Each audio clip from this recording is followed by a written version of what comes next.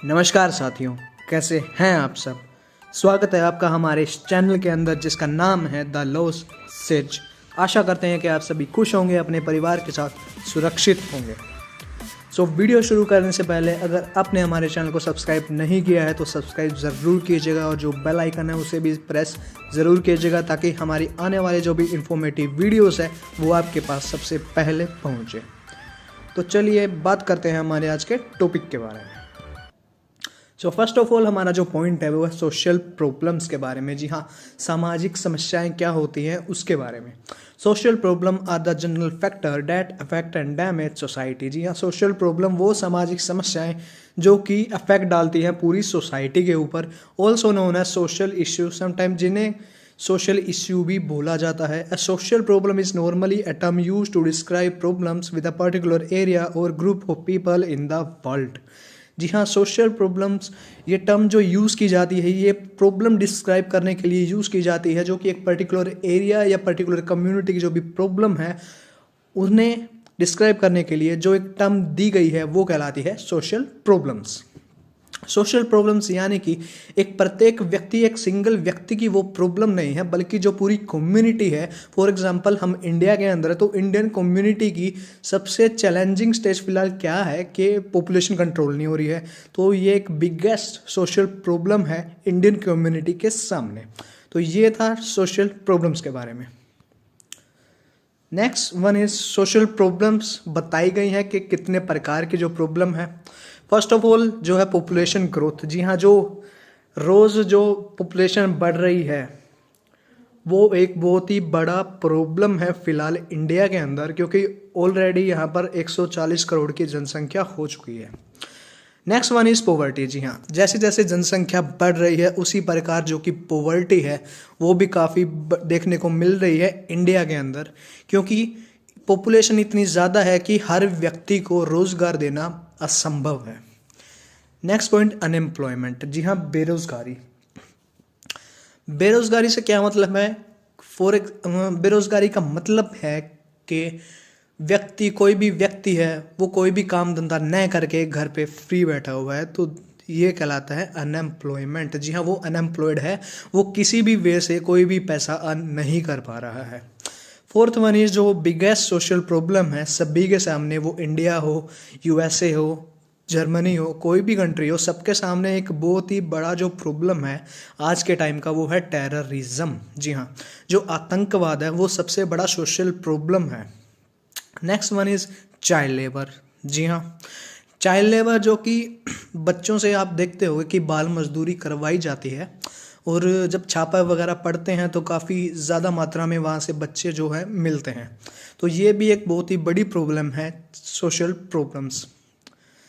Next one is intoxication. Intoxication से यहाँ पे क्या मतलब है कि मतलब जो नशा पता जो रोज़ के डेली बढ़ रहा है, फिलहाल जो हमारी यूथ है वो डेली बहुत ही ज़्यादा एक्सेस वे में नशा पता कर रही है, तो ये कहलाता है intoxication.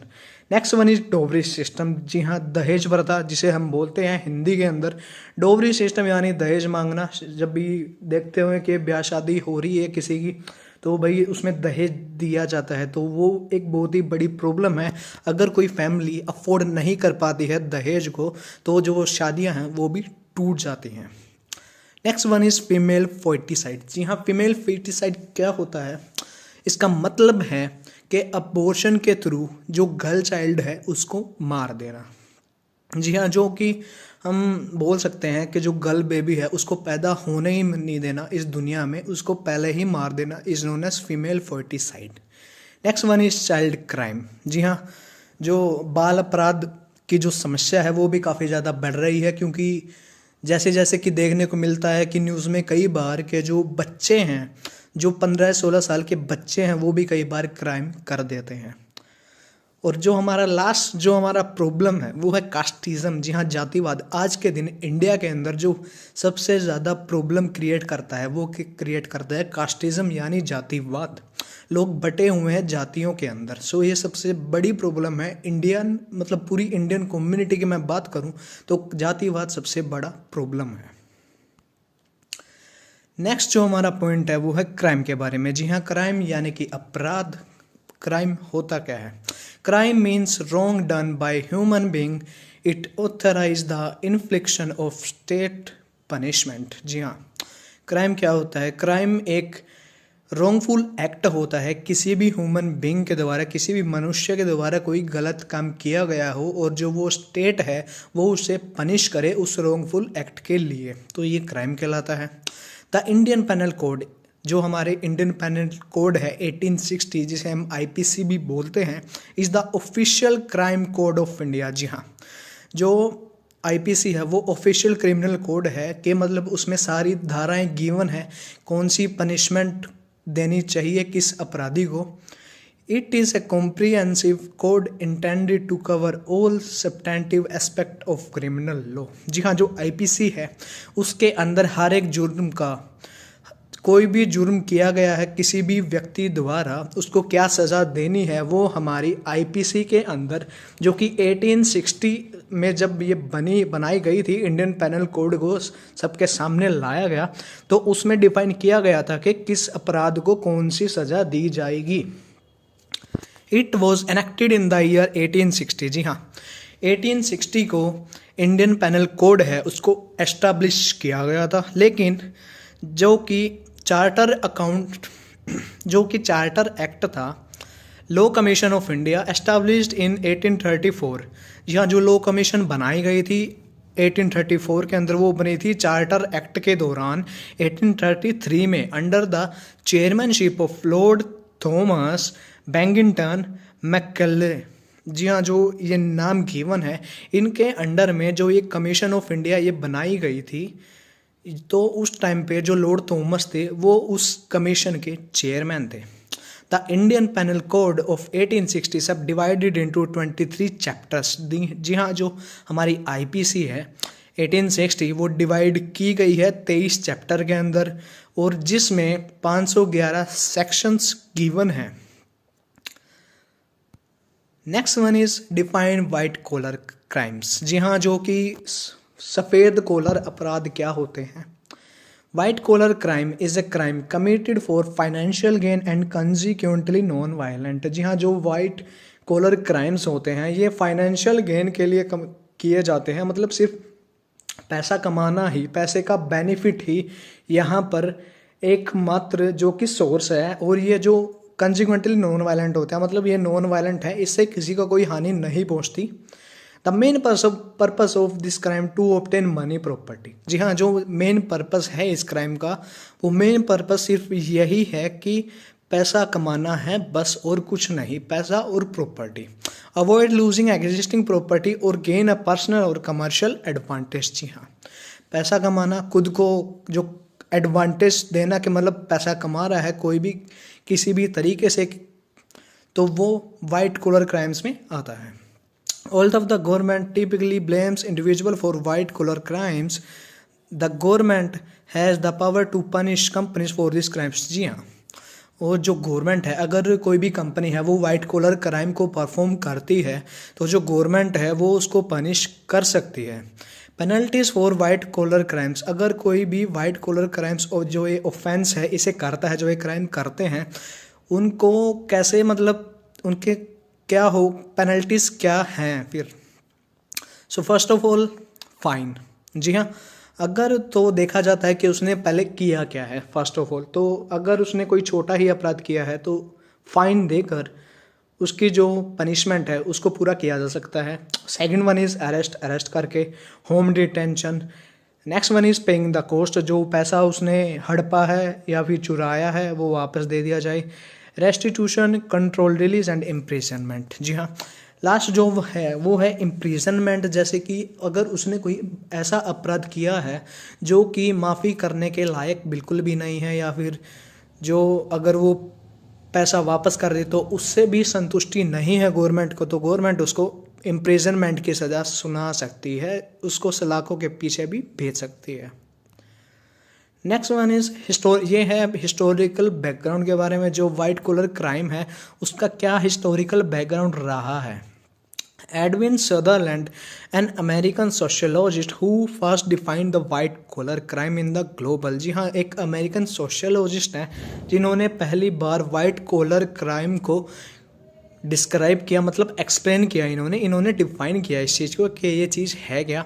He described this crime is to be committed by the person of high social status. जी हाँ, ये जो क्राइम है ये ज़्यादातर जो कि हाई क्लास लोग होते हैं वो परफॉर्म करते हैं, as compare to those who commit ordinary crimes during the course of employment. जी हाँ, जो वाइट कॉलर क्राइम्स किए जाते हैं ये परफॉर्म किए जाते हैं जो हाई क्लास पीपल होते हैं उनके द्वारा। और ये कहना है जो अमेरिका के सोशलोजिस्ट हैं एडविन सदरलैंड, उनका ये कहना है। सो नेक्स्ट वन इज, जो ये हमारा टॉपिक है ये है drug abuse and drug addiction. जी हाँ, ड्रग अब्यूज़ क्या होता है? Excessive use of psychoactive drugs such as alcohol, pain medication और illegal drugs, it can lead to physical, social और इमोशनल हार्म। ड्रग अब्यूज़ क्या होता है? ड्रग अब्यूज़ का मतलब है कि एक्सेसिव यूज़ करना किसी भी चीज़ का, कोई भी नशीला पदार्थ है उसको आप बहुत ही ज़्यादा मात्रा के अंदर कंज्यूम करते हैं जो कि इफ़ेक्ट करता है आपकी सेहत को, और जो आपके आपका जो इमोशनल हार्म भी ये चीज़ करता है। नेक्स्ट वन इज, इसमें क्या कि आप फिजिकली तो हो ही रहे हो इससे डिस्टर्ब, और आप इमोशनली डिस्टर्ब भी इससे हो जाते हो। फॉर एग्जांपल, अगर कोई इंसान है वो रोज़ के दिन वो ड्रग ले रहा है, वो ड्रिंक भी कर रहा है डेली के बेस के ऊपर, तो एक दिन ऐसा आता है कि मतलब उसका ये हैबिट बन जाता है कि बिना ड्रिंक किए वो रह नहीं सकता। तो जो एक्सेसिव वे में वो उसे कंज्यूम कर रहा है वो उसके लिए काफ़ी ज़्यादा हानिकारक होती है, फिजिकली भी और इमोशनली भी। Next one is drug addiction. जी हाँ, as time passes you may need larger doses of drug to get high. जी हाँ, ड्रग एडिक्शन का मतलब है कि जैसे भी कोई लत लगती है तो उसके बाद जैसे जैसे टाइम बीतता है तो जो वो लत बड़ी होती जाती है टाइम के साथ साथ। Soon you may need the drug just to feel good. पहले तो क्या था, सिर्फ आप जो भी ड्रग आप कंज्यूम कर रहे थे सिर्फ आप अच्छे फील करने के लिए, अगर आपका बैड मूड है तो उसे ठीक करने के लिए आप ड्रग ले रहे थे। As your drug usage increase, जैसे जैसे आपका जो ड्रग इंक्रीज है वो बढ़ जाता है, you may find that it's increasingly difficult to go without the drug. जी हाँ, और एक दिन ऐसा होता है कि आप ड्रग के बिना नहीं रह पाते हैं। Attempt to stop drug use may cause intense. जी हाँ, जो अगर कोई व्यक्ति अटेम्प्ट करता है कि इसे छोड़ने का तो वो इतना आसान नहीं है इसे छोड़ना। अगर एक ड्रग है, पर्टिकुलर ड्रग है, चाहे वो ड्रिंकिंग की हैबिट हो, चाहे आप एक्सेसिव वे में किसी भी नशीले पदार्थ को कंज्यूम कर लेते हैं और उसकी लत आपको लग जाती है, तो इतना आसान नहीं है उसे छोड़ना। तो ये था ड्रग एब्यूज़ और ड्रग एडिक्शन के बारे में। Next one is alcoholism and prostitution. जी हाँ, एल्कोहलिज्म क्या होता है? एल्कोहलिज्म का मतलब है कि एक्सेसिव वे में और रिपीटेड वे में किसी भी नशीले पदार्थ को ड्रिंक करना रोज़मर्रा के, मतलब डेली लाइफ के अंदर आप बहुत ज़्यादा मात्रा में शराब पी रहे हो, और रिपीटेड मतलब डेली उसको डे टू डे आप उसको एक्सटेंड कर रहे हो और वो आपको हार्म करता है बहुत ही ज़्यादा। एल्कोहलिज्म का यही मतलब है कि आप एक नशीले पदार्थ को, जो भी अल्कोहलिक बीवरेज है, उसको रोज़ आप पीते हो और एक्सेसिव अमाउंट के अंदर आप उसे पीते हो और आप एक प्रॉपर ड्रिंकर बन जाते हो उसे कंज्यूम करते करते, और जो कि आपको हार्म करता है और बाकियों को भी इससे हार्म होता है। Alcoholism, excessive and repeated drinking of alcoholic beverages to extent that the drinker repeatedly is harmed or harms others. Next point है वो है इसमें द हार्म में भी फिजिकली और मेंटल। जी हाँ, जो हार्म होता है ड्रिंक करने से वो फिजिकली भी हो सकता है और मेंटली भी, दोनों। इट में ऑल्सो बी सोशल, लीगल और इकोनॉमिक। जी हाँ, ये सोशली भी हो सकता है, लीगल भी हो सकता है और इकोनॉमिक भी हो सकता है। फॉर एल्कोहलिज्म के बहुत सारे एग्जांपल्स ही आपके सामने होते हैं रोज़ के दिन के। ड्रिंक एंड ड्राइव करके कोई गाड़ी ठोक देता है तो वो खुद का तो उसका नुकसान है ही, दूसरों का भी है इसमें। सो नेक्स्ट वन जो हमारा है वो है प्रोस्टिट्यूशन के बारे में। जी हाँ, प्रोस्टिट्यूशन क्या होता है और सोशियोलॉजी के अंदर ये पूछा जाता है। इज़ द बिजनेस और practice of engaging in sexual relations in exchange for payments. जी हाँ, ये एक बिजनेस बना दिया गया है लोगों के द्वारा कि पैसा लेकर जो सेक्सुअल रिलेशन है उसको किया जाए, उसको पूरा किया जाए, वो प्रोस्टिट्यूशन कहलाता है। Prostitution is sometime describe as commercial sex. जी हाँ, जो प्रोस्टिट्यूशन है वो कमर्शियल सेक्स भी कई बार बोला जाता है। A person who works in this field is called a prostitute. जी हाँ, जो इस फील्ड के अंदर जो भी पर्सन है जो वो काम कर रहा है वो कहलाता है prostitute. And is a kind of sex worker. Prostitution is one of the branches of the sex industry. जी हाँ, जो प्रोस्टिट्यूशन होते हैं वो ब्रांचेस कहलाते हैं सेक्स इंडस्ट्री के। सो गाइस, ये था हमारा आज का टॉपिक। होप करते हैं आपको ये वीडियो पसंद आया होगा और जो जानकारी है इस वीडियो के अंदर वो सब आप समझ गए होंगे। सो मिलते हैं आप सभी से ऐसे ही अगली वीडियो में। तब तक के लिए नमस्कार, खुश रहिए, सेफ रहिए।